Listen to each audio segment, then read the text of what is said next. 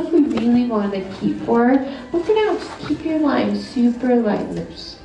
So as we're creating lots and lots of lines in here, that's why we look for our foundation. So if you don't like one side, you can always round it out just to the way that you want it. So all these extra lines just help it in creating this one basic shape. And within the circle, we'll also add in a couple of construction lines.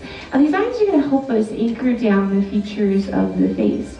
So I'm just going to add in just one line that goes right down the middle of the circle, just so it's dividing it in half. And for our second construction line, we'll divide that right across the middle, just so you have a big plus sign right there in the middle of your circle. And this is just our basic foundation for a mouse.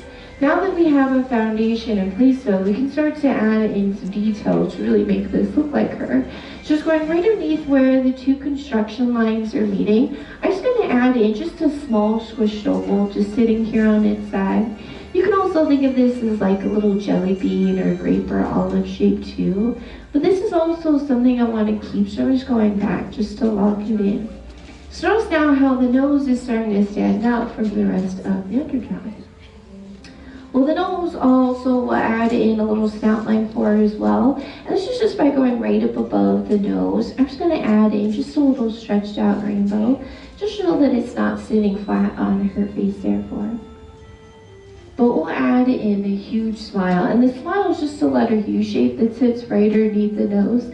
And where it sits about halfway between the bottom of the nose and then the circle, just halfway in between, I'm just going to make a little mark here for her. I'm just going to stretch out a letter U shape, so stretching this right over towards the side of the nose. And just going back just to lock that in. And it's doing the same thing over here on the right side. Just giving her that nice big happy day smile. When we smile, we get what we call smile lines on the end. She's going to get them too. Just want to cap this smile on either side just by adding in these little curved T-shapes. We'll also add in an open mouth smile. This is just by going right underneath the nose and just right underneath the smile.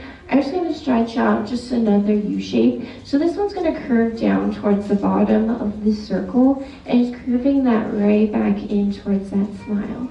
Just showing how happy she is with that open mouth. With an open mouth, we'll also see the lower lip too. So this is just by adding in just another U shape right underneath our second one. Just adding in just a little thickness to the lips. And you can also push this outside of the circle, just curves back in. It just shows little stretches happening there as well. Also with that open mouth, we'll be able to see the tongue. The tongue's just two small little hills that just sit next to each other. So I'm just going to add in just one little hill shape here for it. And two little hills. With the huge smile, those cheeks are getting pushed up on either side of the face. So I'm just going to go right up above that smile line and just right on top of our construction line, I'm just going to add in just a curved letter C. I'm just going to curve this all the way over towards the side of the circle. So you can think of this as being an extension line of that smile line, just a bigger form. When you reach the side of the circle, just pick out your favorite line and just lock this down towards the lower lip just to close it off. So you have to put this sideways letter J or like a hook on the side of the face. I'm just doing the same thing here on the right side. So this time I'll add in a backwards letter C, just showing that smile is really pushing up those cheeks on both sides. And I'm just curving it all the way back down towards the lower lip to close it off. And with the cheeks in place, we've already created the bottom half of Minnie. And with the bottom half in place though, we can move up to the most expressive part for any character, and that's her eyes. Minnie's eyes look like two tall oval shapes, or you can also think of them as some grains of rice or like watermelon seeds as well. And her eyes are actually a little taller and wider than Mickey's too. And so just right here on top of the snout line, I'm just going to lightly sketch out an oval shape. It goes about halfway up towards the top of the circle as well. Just lightly just sketching out one over here on the left-hand side of the construction line. And I'm just going to use that construction line in the middle just to give a little separation in between those two oval shapes there. I'm just going to go back and just lock them in. So they're going to end up looking like surfboards being stuck in the sand. The reason why they look like surfboards is that we don't get the full OVI. You get most of it, but the snout actually covers a little part of it at the bottom. And that's just to show that the nose is actually sitting out there a little further in your drawing as well. Alright, what does Minnie have on her eyes that Mickey doesn't? Yeah, well, her eyelashes are just 3 flicks of the pencil. And they're just going to sit right up at the top of the eye. And the middle eyelash is the longest one. So at the top, just add in 3 flicks just by adding in 1. Make that middle one a little longer and then up in. I'm just doing the same thing over here on the right side. Since we are going with the more classic style Minnie, I'm also going to go back and shade those eyes in as dark as the pencil will let me. This is where all that focus goes to, is just right inside those eyes. So I'm just making sure that they're just standing out nice and dark here for her. Minnie and Mickey actually to get those pupils that you see nowadays, like the plushie that I have here on stage, until 1940 in a movie where Mickey had to wear that blue sorcerer's hat and he had to battle a bunch of broomsticks. Does anybody know what movie or segment I might be talking about? Yeah, Fantasia and the Sorcerer's Apprentice, and that's where Mickey got his pupils. So you know where he was looking, because all of his acting had to come straight from those eyes. And of course, Minnie followed right along, suit to match. Well, both mice have got what we like to call a mask. The mask is that black letter M that helps to frame up the face. This also helps to act as the eyebrows too. Just want to jump up towards the top of the circle, and just right here in the middle, I'm just going to add in just a small little curvy shape, just the little middle part of the mask. Well, for the rest of the mask, just going to curve this up towards the top of the circle and dropping it right back down towards the cheek. So you're going to end up with this big letter M, or this heart that's helping to frame up the face. Just pushing this just away from her eyes, just dropping it right back down towards her cheek there for her.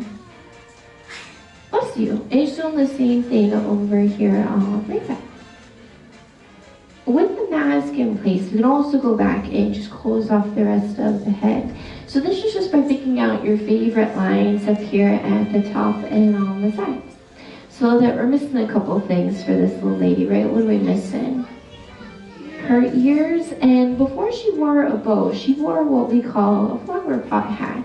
So we'll add in that for her as well. So we're going to add in the ears first, because the hat's going to sit right on top. And where the ears sit is about a 45-degree angle from the middle of her face.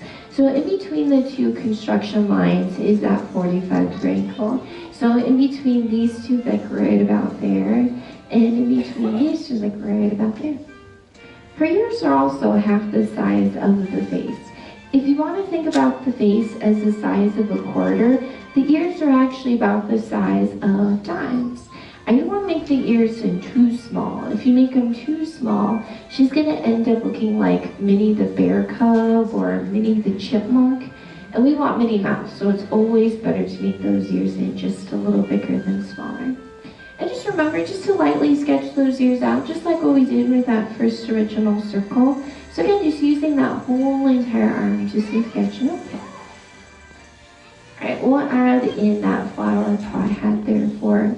And add in the hat, just right where we made those 45-degree angle marks, I'm going to use them.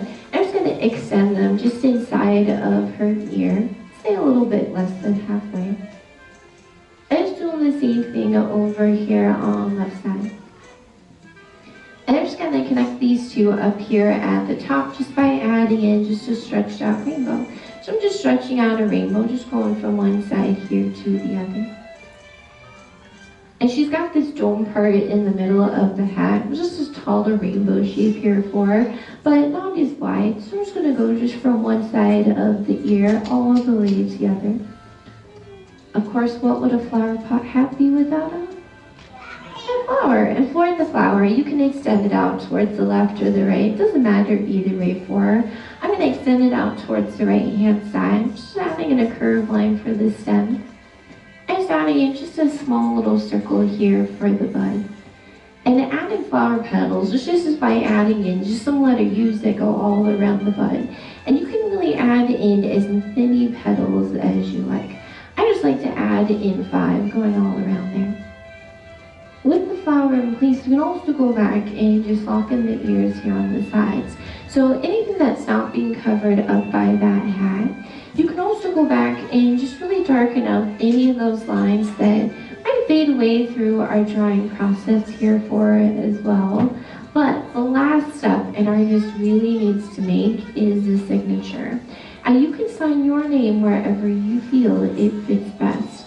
But after all done, you have just created your very own Miss Minnie Mouse.